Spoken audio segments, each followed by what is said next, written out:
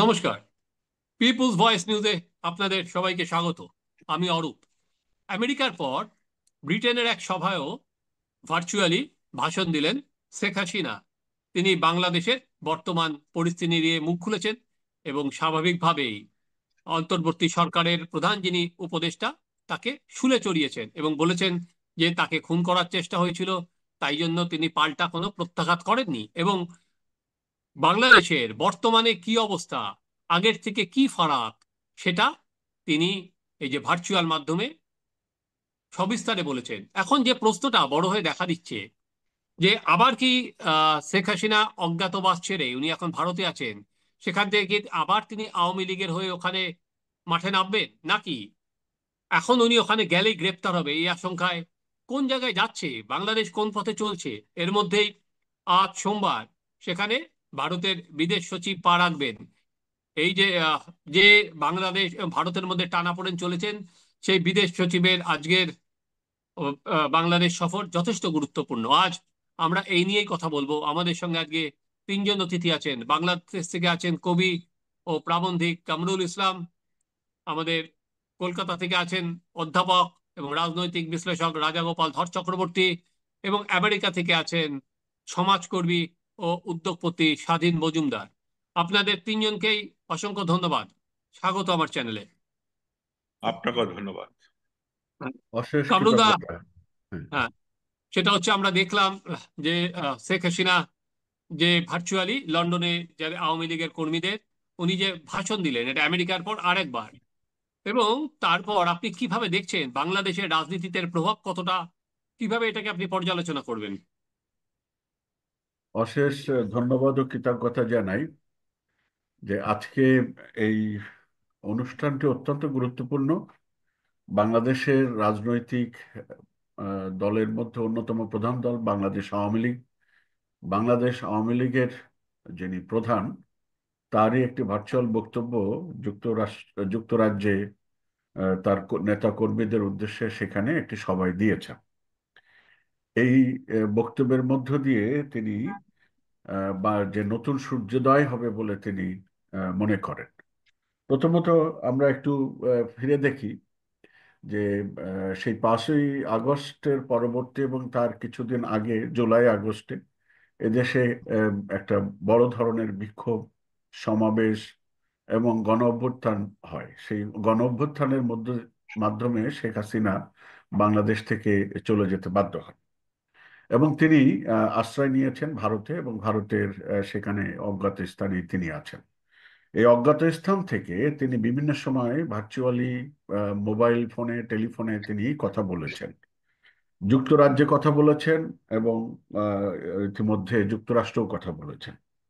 এই কথা বলার মধ্য দিয়ে আমরা যদি দেখি যে বাংলাদেশের যারা আওয়ামী লীগ এবং মুক্তিযুদ্ধের পক্ষের বিভিন্ন নেতাকর্মী এবং তাদের মধ্যে নানা রকম আশা আলোচনা শুরু হয়েছে, এবং তার প্রতিপক্ষদের মধ্যে এক ধরনের নেতিবাচক বক্তব্যও তারা অহরহ দিয়ে যাচ্ছেন। তো এই নেতিবাচক বক্তব্যের ধারায় আমরা যদি লক্ষ্য করি যে গত কয়েকদিন আগেই আন্তর্জাতিক মানবাধিকার ট্রাইব্যুনাল আদালত বাংলাদেশের যেটি, সেখানে শেখ হাসিনার বিদ্বেষমূলক বক্তব্য প্রচার এবং প্রচারের ক্ষেত্রে নিষেধাজ্ঞা দেওয়া হয়েছে। সেই নিষেধাজ্ঞার মধ্যে গণমাধ্যম, সোশ্যাল মিডিয়া, ফেসবুক, ইউটিউব প্রচার যাতে করতে না পারে সেই বিষয়ে আদেশ দিয়েছেন আন্তর্জাতিক ট্রাইব্যুনাল আদালত। লক্ষ্য করা যায় এ পর্যন্ত শেখ হাসিনার কে নিয়ে প্রায় 227টি মামলা হয়েছে, এবং তার এই 227টি মামলায় তার বক্তব্যর ক্ষেত্রে যাতে আইনি প্রক্রিয়ায় কোনো রকম বাধাগ্রস্ত করতে না পারে, সেই জন্যে এই আদালত দিয়েছে, আন্তর্জাতিক ট্রাইব্যুনাল না না আদালত। কামরুলদা, আমার যেটা জানার, উনি কালকে যেটা ভার্চুয়ালি বললেন সেটা কি বাংলাদেশের মাটিতে রাজনৈতিকভাবে কি কোনো প্রভাব ফেললো? আওয়ামী লীগের কর্মীদের কি কোনো রকম চার্জ করলো, নাকি উনি একটা আর প্রথমত কি আমরা এখনো রাজনীতিতে আছি এটা একটা বোঝাচ্ছেন যে আমরা হারিয়ে যাইনি? না, প্রথমত হলো যে এই বক্তব্যের মাধ্যমে তিনি উপস্থিতির মাধ্যমে ভার্চুয়ালি টেলিফোনের মাধ্যমে তিনি জানিয়ে দিলেন যে তিনি রাজনীতি থেকে সরে যাননি, জনগণ হুম। এবং তার নেতাকর্মীদের পাশে আছে।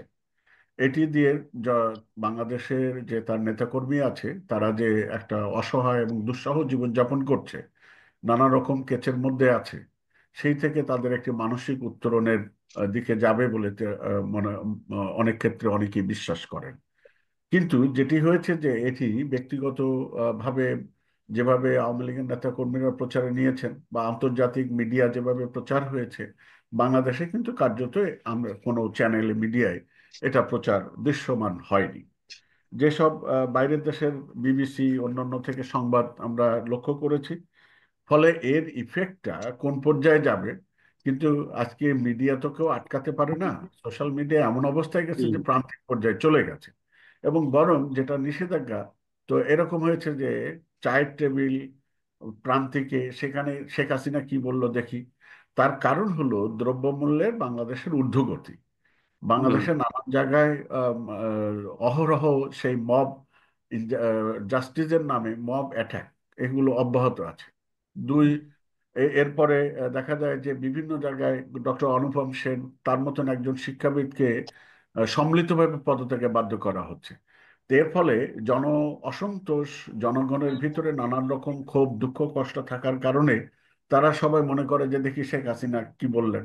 আরেকটি তো দীর্ঘ সময় রাজনৈতিক দলের নেতৃত্ব দিয়েছেন, দেশের নেতৃত্ব দিয়েছেন 16 বছর, আর আগের 5 বছর 21 বছর তিনি বাংলাদেশের শাসনের ক্ষমতায়।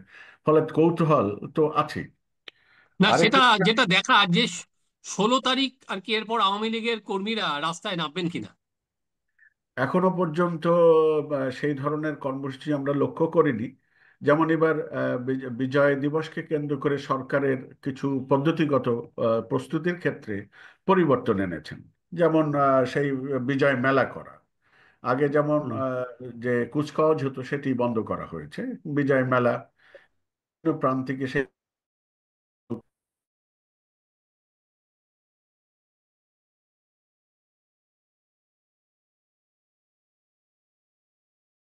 গতবারের থেকে এবারে বাজেট সেখানে 3 গুণ বাড়ানো হয়েছে। এগুলো সবই তারা করছে, কিন্তু যেটা আপনার আপনার কাছে আমি আসছি, আপনার কাছে আমি আসছি একটু পরে ফিরে। আচ্ছা রাজাদা, আজকে যখন একদিকে আমরা দেখলাম যে শেখ হাসিনা ভার্চুয়ালি ভাষণ দিলেন, পাশাপাশি খুব ইন্টারেস্টিং উনি রোববার ভাষণ দিলেন, সোমবার দিনই বাংলাদেশে যাচ্ছেন ভারতের বিদেশ সচিব বিক্রম মিশ্রি।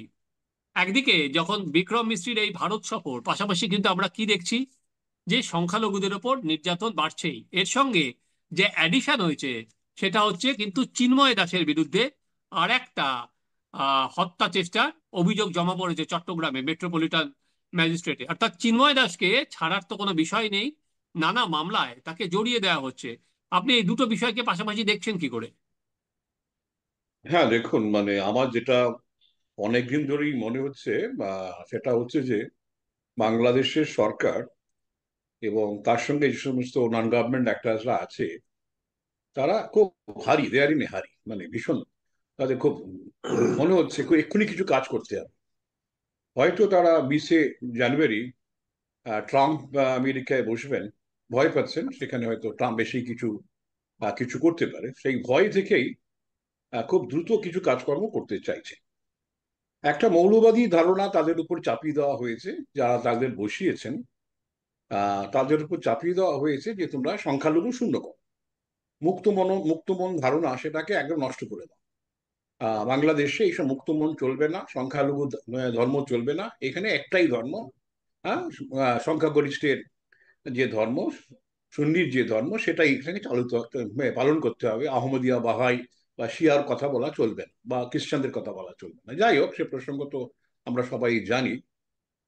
দে আর ইন এ হারি। তাই ভারতবর্ষের পররাষ্ট্র সচিব কালকে যখন যাচ্ছেন, নিশ্চয়ই উনি ওনার এজেন্ডা যেটা আছে জানাবেন বাংলাদেশ সরকারকে, যে সমস্ত সংখ্যালঘুদের উপর আক্রমণ হচ্ছে, ঘর বাড়ি জ্বালিয়ে দেওয়া হচ্ছে, নিপীড়ন চলছে, আমরা সেসব জানি। উনি নিশ্চয়ই ডকুমেন্টেড, বারবার ভারত সরকারের যিনি এমই এর যে স্পোক্স পারসন আছেন তিনি বারবার বলছেন we have a documentary evidence. আমি আশা করবো সেগুলো উনি নিয়ে যাবেন, নিশ্চয়ই হোমওয়ার্ক করেছেন, সেগুলো নিয়ে বাংলাদেশ সরকারকে জমা দেবেন যে এই অত্যাচার হচ্ছে, আমাদের কাছে খবর আছে। আমরা তোমাদের দেশের স্বাধীন নাগরিকদের উপরে, স্বাধীন দেশ আমরা বলতে চাই না কেননা আমরা তোমাদের কাছে এসেছি, কেননা এদের অনেকেরই আত্মীয় স্বজন ভারতবর্ষে আছে। এটা একটা দিক যেটা আমাদের কাছে তারা বারবার জানাচ্ছে যে তাদের আত্মীয় স্বজনের এই ধরনের দুশ্চিন্তায় তাদের বিব্রত করা, তাদেরকে হত্যা করা, তারা অত্যন্ত বিচলিত। এটা একটা দিক। 2 নম্বর দেখেছি বাংলাদেশে যখনই সংখ্যালঘুদের উপর আক্রমণ হয় তার প্রভাব ভারতবর্ষে এসে করে, সবাই প্রায় বড় সংখ্যক মানুষ ভারতবর্ষে এসে হাজির হয়। কারণ সংখ্যালঘুদের প্রশ্ন তো কমছে এবং যারা যাচ্ছে কথা মিসিং হিন্দুস যারা আছে তারা তো কেউ কেউ হয়তো ধর্মান্তরিত হচ্ছেন, কিন্তু বড় সংখ্যক ভারতবর্ষে চলে আসছে। তো যাই হোক, এই বার্তাগুলো তো ওনাকে তো দিতে হবে নিশ্চয়ই। উনি বিক্রম ভাবেই বিনয়ের সাথে উনি বাংলাদেশ সরকারকে যারা এখন আছেন তাদেরকে জানাবেন, এটা হচ্ছে আমাদের আশা, এবং এটা করবেন। আপনার কি মনে হয় রাজাদা যে অন্তর্বর্তী সরকারের প্রধান উপদেষ্টার সঙ্গে মিটিং হওয়ার কোনো সম্ভাবনা আছে?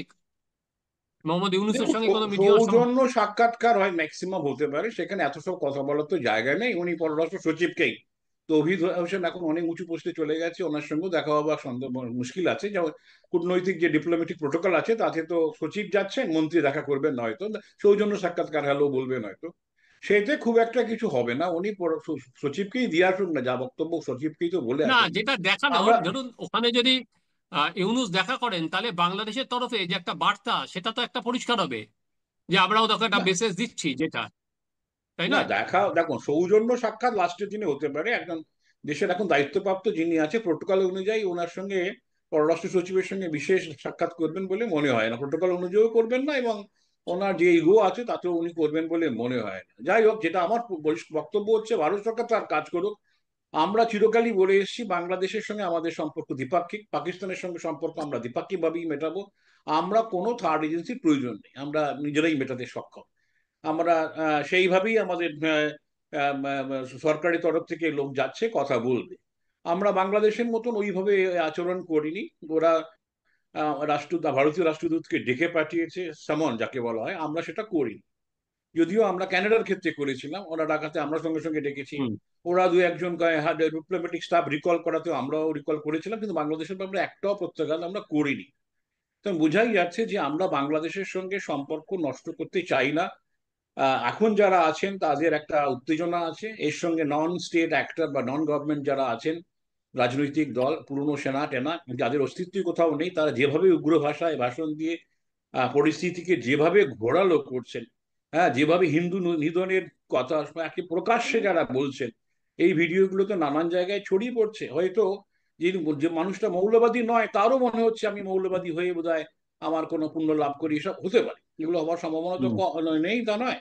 সুতরাং এই জায়গায় দাঁড়িয়ে ভারত একেবারে, দেখুন, ডিপ্লোমেসিটা হচ্ছে মাথা ঠান্ডা জিনিস। ডিপ্লোমেসিটা ওই হ্যাঁ, মৌলবাদীদের মতন গরম গরম বক্তৃতা দেবার মতন নয়। এটা কি ঠান্ডা মাথায় জানাতে হবে আমরা কি কি করতে চাই।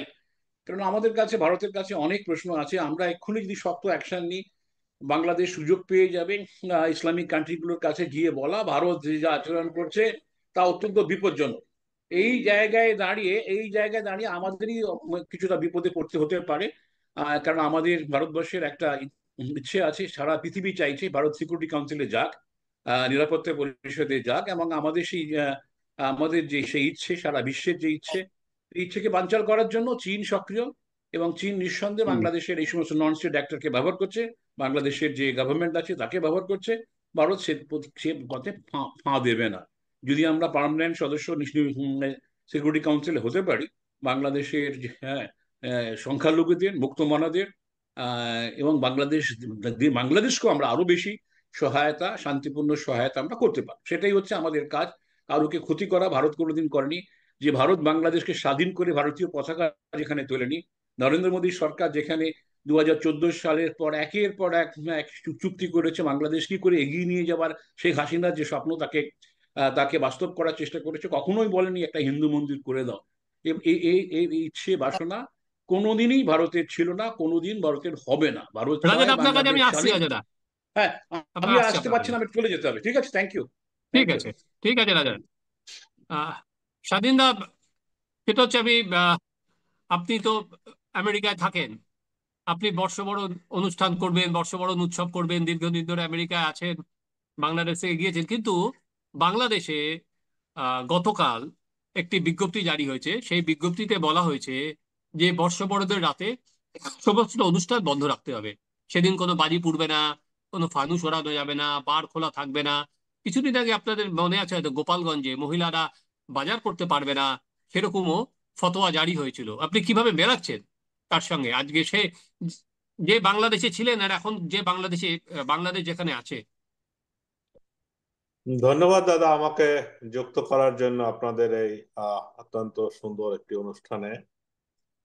মূলত অনুষ্ঠানের ব্যাপারে আমাকে বলেছে আমার বড় ভাই কামরুল ইসলাম যে সারা জীবনই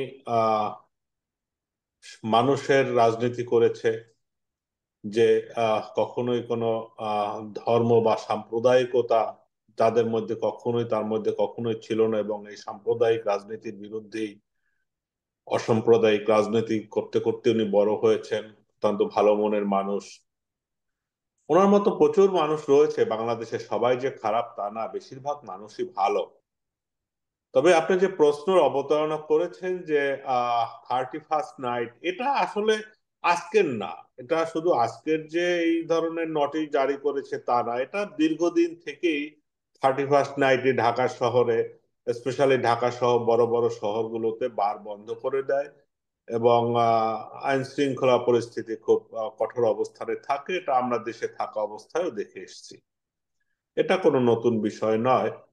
আর যে কোশ্চেনটা আপনি দ্বিতীয় অবতারণা করেছেন গোপালগঞ্জে, আসলে যদি বলতে হয় তো বলতে হয় যে মানে জন্ম যেখানে আমার আজন্ম পাপ, সেখানে এ নিয়ে আর বেশি কথা বলে লাভ কি। আমরা সবসময় এ ধরনের নিগ্রহের শিকার হয়ে আসছি। আপনি আমাদের দেশের একজন খ্যাতিমান অর্থনীতিবিদ আছে, জনাব আবুল বারাকাত স্যার। ওনার যদি একটা গবেষণাপত্র পড়েন তাহলে আপনি দেখতে পাবেন যে স্বাধীনতা পরবর্তী বা আওয়ামী লীগ, বিএনপি, জাতীয় পার্টি দলীয়ভাবে কোন দল কত অংশ হিন্দুদের জায়গা জমি বাড়িঘর দখল করেছে আপনি জানতে পারবেন। তাতে কেউ পিছিয়ে নেই, বরঞ্চ আওয়ামী লীগ একটু এগিয়েই আছে। তো আওয়ামী লীগ ক্ষমতায় থাকার অবস্থায় আপনি হয়তো দুদিন আগে ব্রিটিশ পার্লামেন্টে প্রীতি প্যাটেল নামে একজন সংসদ সদস্য বক্তব্য রেখেছে, আপনি নিশ্চয়ই শুনেছেন। সেখানে আহ শুধু আজকের কথা না, বিগত বেশ কয়েক বছরের রেফারেন্স উনি তুলে নিয়েছে, যেখানে জুডিশিয়ারি ইনকোয়ারি পর্যন্ত বন্ধ করা হয়েছিল। সাম্প্রদায়িক দাঙ্গার কোনো ইনকোয়ারি হবে না। তো এটা আসলে আমাদের দেশের মানুষের, হিন্দু বা সংখ্যালঘু জনগোষ্ঠী, হিন্দু বৌদ্ধ খ্রিস্টান, এদের আসলে দুর্ভাগ্য যে আমরা আসলে ওইভাবে আহ বিচারটাই পাচ্ছি না। না, কিন্তু আপনি তো আপনি যদি আমেরিকায় আছেন। আপনি যে যদি আমার যেটা জানার সেটা হচ্ছে, ধরুন আর কিছুদিন, 20শে জানুয়ারি ডোনাল্ড ট্রাম্প দায়িত্ব নেবেন। আপনি কি মনে করছেন এখন ডেমোক্র্যাট থেকে রিপাবলিকানে চলে গেলে বাংলাদেশেও সেখান থেকে একটা সি চেঞ্জ আসবে, পরিবর্তন আসবে? ওখানে আপনার ফিলিংস কি?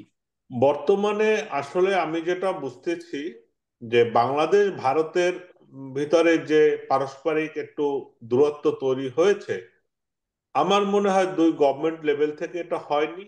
এটা বাংলাদেশেও কিছু অপাঙ্ক্তেয় জনসাধারণ আছে, তারা একটু অতিরিক্ত বাড়াবাড়ি করে, ভারতেও এরকম আছে।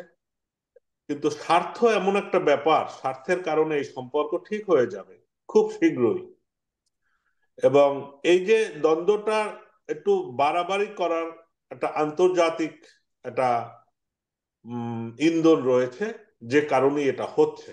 আপনি জানেন যে একটি বিশেষ রাষ্ট্র কানাডা থেকে একটা প্রেসার করাচ্ছে, এই বাংলাদেশে থেকে একটা প্রেসার করাচ্ছে, যে বিভিন্ন ভাবে একটা মানে অস্থির পরিস্থিতি, আভ্যন্তরীণ অস্থির পরিস্থিতি সৃষ্টি করার চেষ্টা হচ্ছে, যেটা আমার মনে হয় না, যে আমি আপনার কাছে যেটা জানতে চাইছি সেটা হচ্ছে, আপনার কি মনে হয় যে ডোনাল্ড ট্রাম্প এলে এই এই যে যে অবস্থা চলছে বাংলাদেশের কি কিছু পরিবর্তন হবে? যেহেতু ডোনাল্ড ট্রাম্প টুইটও করেছিলেন দেওয়ালির পর।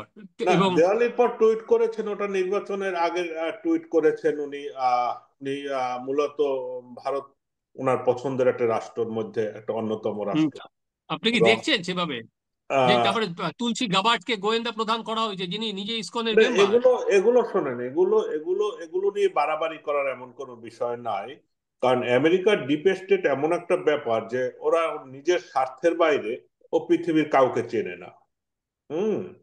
ও ডিপ স্টেট ওকে যেভাবে পরিচালিত করবে, প্রেসিডেন্ট এখানে শুধুমাত্র একটা ভোরবেলা ঘুম থেকে উঠে তার টেবিলে একটা রুটিন দেখে, ও রুটিন শুধুমাত্র ফলো করে, এর বাইরে তার কোনো কাজ থাকে না। ওই প্রেসিডেন্ট পার্সোনাল ইচ্ছায় অনেক কিছু হয় না, কারণ আমেরিকার একটা আম, যে ডিপ্লোম্যাটিক বা রাষ্ট্র রাষ্ট্র সম্পর্ক বেশিটাই ওরা বেশিরভাগই ওরা প্রেফার করে ওদের রাষ্ট্রীয় স্বার্থটাকে। এবং কামরুল্লাহ, আপনার কাছে আসবো। স্বাধীন দা, আবার আমি কামরুল্লাহর কাছে ফিরে আসছি। কামরুল্লাহ, যোগাযোগ বিচ্ছিন্ন হয়ে গিয়েছিল।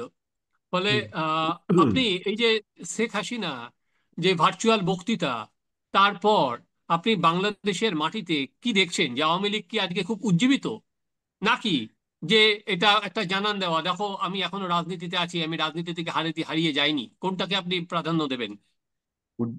ধন্যবাদ আপনাকে এবং আপনার মাধ্যমে চ্যানেল এবং যারা শুনছেন। প্রথমত যে বাংলাদেশের আওয়ামী লীগের যারা রাজনীতিতে আছেন তারা তো সক্রিয় এখন নেই এবং কার্যত তাদেরকে দৃশ্যমান দেখা যাচ্ছে না। গতকাল যে ভার্চুয়ালি যুক্তরাষ্ট্রের একটি সভায় বক্তব্য রেখেছেন আহ, প্রাক্তন প্রধানমন্ত্রী শেখ হাসিনা, সেই বক্তব্যর কারণে আন্তর্জাতিক ক্ষেত্রে তিনি এবং অন্যান্য আওয়ামী লীগ নেতা কর্মীদের ভিতরে একটা আশা আকাঙ্ক্ষা জাগ্রত হচ্ছে যে তিনি হয়তো ফিরবেন। কিন্তু ফেরার ক্ষেত্রে এই আশা আকাঙ্ক্ষার মধ্যে দিয়ে যে আওয়ামী লীগ এখনই রাজপথে নামতে পারবে সেরকম এখনো পর্যন্ত দেখা যায়নি। আরেকটি বিষয় হলো যে শেখ হাসিনার বক্তব্য যেভাবে আন্তর্জাতিক ট্রাইব্যুনাল তাকে যে নিষেধাজ্ঞার মধ্যে পড়েছে, এরকম নিষেধাজ্ঞা আওয়ামী লীগের সময় তারেক রহমানের ক্ষেত্রেও দেওয়া হয়েছিল। কিন্তু সোশ্যাল মিডিয়ায় তার এই বক্তব্যগুলো একেবারে চায়ের টেবিল দোকান পর্যন্ত ছড়িয়ে গেছে ফেসবুকের মাধ্যমে। কিন্তু শেখ হাসিনার বিরুদ্ধে এখন 227টি মামলা আছে। এই মামলা এবং তার ক্ষেত্রে যে প্রচার মাধ্যমের নিষেধাজ্ঞা, এই নিষেধাজ্ঞার মধ্যে দিয়ে যে খুব বেশি আওয়ামী লীগরা যে রাজপথে এখনই নামবে সেরকম দৃশ্যমান হয়নি।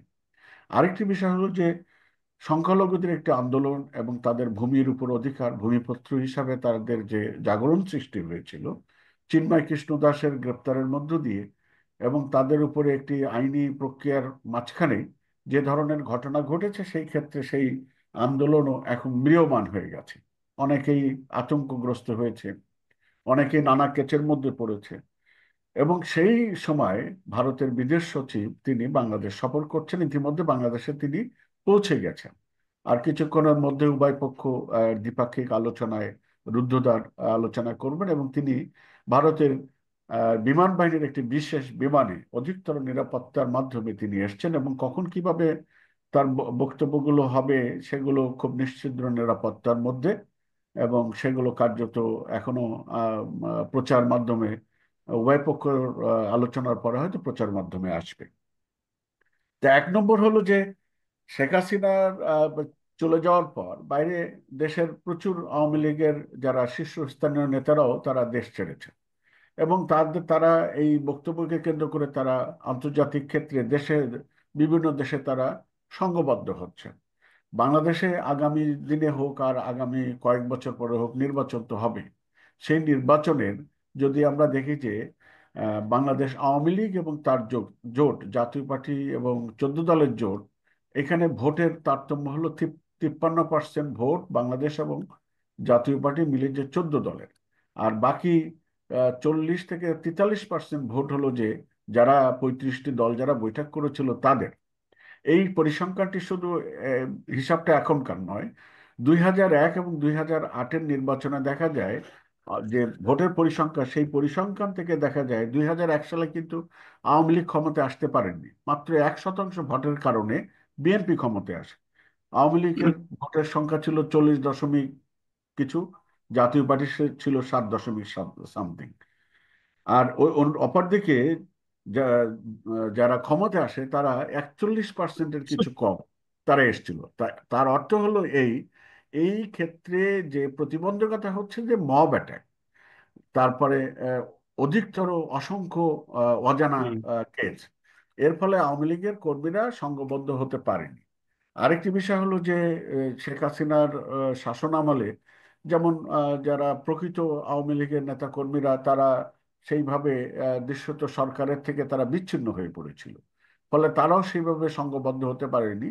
আর যারা ক্ষমতার কাছাকাছি ছিল তারা তো কার্যত এখন দেশে নেই, বা থাকলেও কোথাও না কোথাও হ্যাঁ, অজ্ঞাত। তারা আসলে একত্রিত হওয়া খুব কঠিন, আবার একটা ফোর্স হিসেবে এই উঠে মুহূর্তে আসা। একত্রিত হওয়ার কোনো অবস্থা আমরা দেখছি না, কিন্তু যে আইনের শাসন প্রতিষ্ঠা করার জন্য যেভাবে ডক্টর মোহাম্মদ ইউনূস বলছেন যে সংখ্যামুক্ত রাজনীতি, সংখ্যামুক্ত অবস্থা তৈরি করবেন, কিন্তু সেই সংখ্যামুক্ত অবস্থা তৈরি করার কোনো দৃশ্য তো এখন আমরা লক্ষ্য করিনি এই কারণে যে আমাদের বিশ্ববিদ্যালয়গুলো এখনো পর্যন্ত কি হচ্ছে সেটা কিন্তু আমাদের কাছে সব তথ্য আসছে এমন না। এবং ঢাকা বিশ্ববিদ্যালয়ে দেখা যাচ্ছে যে অহরহ যত যত মাইক বেজে উঠছে, এক বিশ্ববিদ্যালয় উপাচার্যকে ঘেরাও করছে, আর এক হুম। জায়গায় তারা মিছিল হচ্ছে, ফলে প্রচলিত নিয়ন্ত্রণ কিন্তু নেই। আরেকটি হলো যে যারা সরকারের ক্ষেত্রে সমালোচনা করবেন বা যুক্তিনিষ্ঠ কোনো বক্তব্য রাখবেন, তাদের ক্ষেত্রেও তাদের উপরে মাথার উপরে যে কোন মুহূর্তে না জানি অজানা কেস তাকে গ্রেপ্তারের করে নিয়ে যায়। আবার মিডিয়া চ্যানেলগুলো যেভাবে তারা প্রচার এবং যেভাবে তারা সামনে এসেছিল, ডেইলি স্টার এবং প্রথম আলোকে ঘেরাওয়ার পর এবং প্রায় অর্ধ শতাধিকের বেশি সাংবাদিকদের উপরে নিষেধাজ্ঞা থাকার ফলে, এবং একজন সাংবাদিক আপনারা দেখেছেন, বাংলাদেশের একজন সাংবাদিক, তাকে নিয়ে যেভাবে ঘেরাও করে রেখেছিল, হ্যাঁ, ফলে একটি আতঙ্ক তৈরি হয়েছে। এই আতঙ্ক থেকে এখন সাংবাদিকদের। পর্যন্ত বেরোতে পারেনি। হুম। ফলে শেখ হাসিনার এই স্বাধীন দা, বক্তব্য বলে দিন, আহ, শেষ করে দিন কামরুল। হ্যাঁ, শেখ হাসিনার এই বক্তব্য আশার সঞ্চার করলেও অন্য ক্ষেত্রে, কিন্তু যারা শেখ হাসিনার বিপরীতে যারা আন্দোলন করেছে জুলাই আগস্টে এবং তার বিপরীতে যারা, তারা তো এখন ক্ষমতা এবং তারা তাকে প্রতিপক্ষ হিসাবেই দমন পীড়ন এবং রাজনৈতিকভাবে মোকাবেলা করার জন্য তারা প্রস্তুতি নিয়েছে। স্বাধীন দা, আপনার কাছে আমার শেষ প্রশ্ন, সেটা হচ্ছে যে যে আন্তর্জাতিক, আপনারা যারা বাইরে থাকেন, আন্তর্জাতিক স্তরে কিভাবে দেখছেন এই পুরো জিনিসটা? আপনারা একটা সময় যারা দেশে ছিলেন, দীর্ঘ সময় কাটিয়েছেন, তারপরে ব্যবসা করেছেন, বিদেশে গেছেন, সেটি পৃথিবীর বিভিন্ন দেশেই যারা বাংলাদেশিরা তার যে ভালোভাবে কাজ করছেন, তাদের আপনারা কি বার্তা দিতে চান? দেশের এই যে আজকে স্থিতাবস্থা নেই, আজকে এই যে ধরুন একটা মোল্লাতন্ত্রের দাপট, আজকে এই যে সংখ্যালঘুদের ওপর আক্রমণ, এই যে মন্দির ভেঙে দেওয়া, এই যে গির্জা ভেঙে দেওয়া, এই যে মেরে ফেলা, আপনারা বাইরে থেকে কি আর কি বার্তা দিতে চান যারা বাইরে আছেন বাংলাদেশে? এখন কি আপনারা কোনো সময় না, আসবেন, এটা ভাবতে পারেন? অবশ্যই আমরা আমরা আসতে চাই। আমি আমি ব্যক্তিগত একজন মুক্তিযোদ্ধার সন্তান। আমার বাবা একজন মুক্তিযোদ্ধা ছিলেন। তো আমি মনে করি যে ভারত বাংলাদেশের সম্পর্ক খুব শীঘ্রই ভালো ঠিক হয়ে যাবে, কারণ এখানে স্বার্থের ব্যাপার রয়েছে।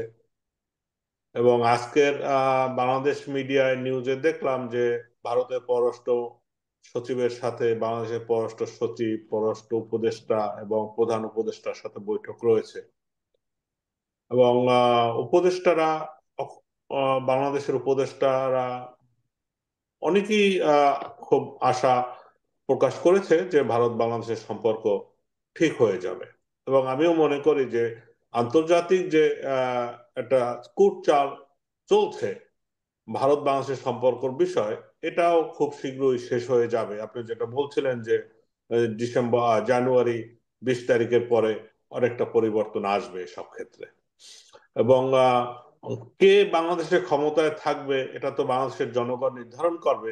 আমি আশা করি না যে কোনো একটা পার্টি 100 বছর ক্ষমতায় থাকবে, তাই না? তো যেই ক্ষমতায় থাকুক, আমরা বলতে চাই, আমরা মেসেজ দিতে চাই যে সকল মানুষের জন্য আইন যেন সমানভাবে পরিচালিত হয়। আজকের স্বাভাবিকভাবে সংখ্যালঘু মানুষ খুবই আহ অনিরাপদ এবং খুব ভীতির ভিতরে দিন কাটায়। অন্তত দেশের একজন জন্মসূত্রে একজন নাগরিক হিসাবে, ভূমিপুত্র হিসাবে কোনো নাগরিক যেন এ ধরনের ভীতির ভিতরে দিন না কাটায়, এটা যাতে একজন শাসক, সে যেই থাকুক না কেন, তার কাছে আমাদের আবেদন থাকবে যেন নাগরিকরা নির্ভয়ে নিজ নিজ ধর্ম পালন করতে পারে, নিজ নিজ পেশা পালন করতে পারে। ডক্টর অনুপম সেনের মতো একজন অজাতশত্রু মানুষ, তাকে যদি তার পদ থেকে পদত্যাগে বাধ্য করা হয়, এর মতো দুঃখজনক ঘটনা আর কিছুই থাকতে পারে না। কামরুল, আপনাকে আমার শেষ প্রশ্ন, সেটা হচ্ছে ঢাকায় বিদেশ সচিব পা দিয়েছেন, বৈঠক শুরু হবে, কিন্তু তার আগের দিনে আমরা দেখলাম যে বিএনপি যথেষ্ট চাপ সৃষ্টি করেছে এবং যেটা বলছে আগের সব নানা যে সমস্ত চুক্তি হয়েছে সেটা ক্যান্সেল করতে হবে। এবং বিএনপির তরফে এখনো আমরা দেখছি যে বারবার করে বলা হচ্ছে যে জিনিসপত্র পোড়াও, ভারতের উপর আমাদের নির্ভরশীলতার দরকার নেই। তো আজকে কয়েক আর কি এই যে বিদেশ সচিবের সফর থেকে আপনি কি আশা করছেন? মূলত বিদেশ সচিবের আসার মধ্য দিয়ে যে চুক্তিগুলো ছিল, সেই চুক্তিগুলো কিছুটা ক্ষেত্রে ভাটা পড়েছিল। যেমন রেল চুক্তি, আমাদের রামপাল বিদ্যুৎ কেন্দ্রের চুক্তি, এ সমস্ত গুলো নিয়ে নানা রকম টানাপোড়েন চলছিল এই কয়েক মাস। সেগুলোকে সামনে আনা, দুই হলো সংখ্যালঘুদের উপর নির্যাতনের বিষয়টি তারা তুলবেন বলে মনে হয়। আর ভিসার ক্ষেত্রে সহজলভ্যতা কিভাবে করা যায়, যে সমস্ত যোগাযোগ ব্যবস্থা এবং পোর্টের অবস্থা, নদী রক্ষার, এই যে আন্তর্জাতিক যে কতগুলো প্রায় প্রচুর চুক্তি ছিল বাংলাদেশ সরকারের সাথে, এবং প্রায় 10টি বিষয়ে আলোচনায় আসবে বলে আমরা জানতে পেরেছি। বিশেষ করে জুনে এই 10টি চুক্তি হয়েছিল, স্বাস্থ্য, ওষুধপত্রের এবং ডাক টেলিযোগাযোগের, সমুদ্র গবেষণা, এইসবগুলো আসবে। তা আর যে সেগুলো কি এখন হবে আন্দোলন, বলে মনে হচ্ছে? না, সে যতক্ষণ না। আলোচনায় হ্যাঁ। আসবে, কিন্তু বাস্তবায়ন কি হবে সেটা এই মুহূর্তে বলা যাবে না। হুম। আরেকটি হলো যে অন্তর্বর্তীকালীন সরকারকে চাপে রাখার জন্য বিএনপি সহজে ঘেরাও, একজন কাপড় জ্বালিয়ে দিয়ে বলছে যে বর্জন করো, কিন্তু সেখানে জনগণ বর্জন করেনি। এটি হলো বাস্তবতা। হুম। এবং এই ধরনের প্রক্রিয়া এর আগেও ছিল, অর্থাৎ এন্টি ইন্ডিয়ান সেন্টিমেন্টকে নিয়ে তারা ক্ষমতায় টিকে থাকতে চায় এবং সেই কাজ তারা করে। কিন্তু বিএনপি যখন ক্ষমতায় ছিল, ভারতের সাথে কি সব চুক্তি বাতিল করতে সক্ষম হয়েছিল? হয়নি। তো এটাও হলো যে ভোট ব্যাংক তৈরি করার জন্য তাদের একটা চেষ্টা। আর কিছু দেখেছি যে প্রাক্তন সেনা কর্মকর্তারা, কিছু মুষ্টিমেয় কয়েকজন, যারা বিভিন্ন সময় তারা বিতাড়িত হয়েছে বা বিভিন্ন সময় কোনো একটি রাজনৈতিক দলের সাথে জড়িত, তারা যেসব কথা বলছে এগুলো পাগলের প্রলাপ, এগুলো একটা হুম। না, সোশ্যাল এটা মিডিয়ায় গুরুত্ব দিয়েও ফুটবল লাভ করা, নেই। এগুলো সোশ্যাল গুরুত্বের মিডিয়ায়। দাবি রাখে না। হ্যাঁ। কিন্তু মানুষ কারণ। মনে করে যে প্রাক্তন আর্মির একজন মেজর, এরা যখন বক্তব্য রাখছে, না হয় বোধহয় কিছু একটা ঘটতে যাচ্ছে। হুম। সেই ধরনের তাই- কিছু নেই। আমরা মনে করি হুম। যে অন্তর্বর্তীকালীন সরকারের এই যে আলোচনা, ভারতের অগ্রসর হওয়া এবং শেখ হাসিনার বক্তব্য, তারেক রহমানের বক্তব্য, সবকিছু মিলিয়ে প্রস্তুতিটা হচ্ছে যে ভারত বাংলাদেশের সম্পর্কটা কোন দিকে যাবে। এবং আমরা আশা করি যে কামরুল্লাহ। হ্যাঁ, জনগণের বলুন, আমি শেষ করুন। সম্পর্কের হ্যাঁ। দিকে দৃষ্টি রেখেই আমাদের সহজলভ্য ভিসা এবং সহজলভ্য আচরণগুলোকে আমাদের সামনে আনতে হবে, যাতে আমরা তথ্য আ- সন্ত্রাসের কারণে আমরা বিভ্রান্তিতে না পড়ি। আর আজ একদম সময় নেই। কামরুলদা, স্বাধীনদা, রাজাদা, অসংখ্য ধন্যবাদ এই চ্যানেলে অংশ নেওয়ার জন্য। আগামী আপনাকে দিন ধন্যবাদ। আমাদের যেহেতু বিদেশ সচিব গেছেন, আগামী দিনে রাজনীতির গতি কোন দিকে এগোয় সেটা কিন্তু খুব তাৎপর্যপূর্ণ আজকের পর থেকে। কারণ বিদেশ সচিবের মিটিং এর পর নিশ্চয়ই ভারত সরকারের তরফ থেকে সমস্ত তথ্য প্রমাণ দেওয়া হবে। যদিও এখনো পর্যন্ত বাংলাদেশে থেকে বলা হয়েছে যে যে সমস্ত এটা অপপ্রচার হচ্ছে, এত কিছু সংখ্যালঘুদের ওপর নির্যাতন হয়নি। ফলে এই বিদেশ সচিব মিটিং করার পর কি বলা হয়, দুজনে মিলে একসঙ্গে প্রেস মিট করে নাকি, এবং আমি যেটা প্রথমেই যেটা দেখার যে মোহাম্মদ ইউনূসের সঙ্গে মিটিং এর পর কি কথা বলা হয় ভারত এবং বাংলাদেশ সম্পর্কে, সেটা কিন্তু একটা অন্য মাত্রা দেবে। চলুন আমরাও লক্ষ্য রাখি ঠিক এই মিটিং এর পর কি ফল বেরোয়, এবং সেখানে দাঁড়িয়ে ভারত এবং বাংলাদেশের জনগণ কিন্তু তার দিকেই তাকিয়ে আছে। আপনারা দেখতে থাকুন আমাদের চ্যানেল সাবস্ক্রাইব করুন, আপনাদের মতামত জানান।